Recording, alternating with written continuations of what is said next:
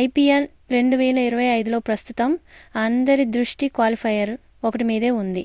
ఇప్పటి వరకు IPL title లేని royal Challengers Bengaluru, Punjab Kings గురువారం మే 29 క్వాలిఫైయర్ 1లో తలపడి ఫైనల్కు వెళ్లాలని గట్టి పట్టుదలతో ఉన్నాయి. ఈ block buster match Chandigarh royal Challengers Bengaluru ఈ మ్యాచ్లో 2 మార్పులతో బరిలోకి దిగడం ఖాయంగా కనిపిస్తుంది. స్టార్ ప్లేయర్లు జోష్ హేజిల్వుడ్, టీమ్ డేవిడ్ లేకుండానే లక్నో సూపర్ జెయింట్స్తో జరిగిన మ్యాచ్లో ఆర్సీబీ బరిలోకి దిగింది.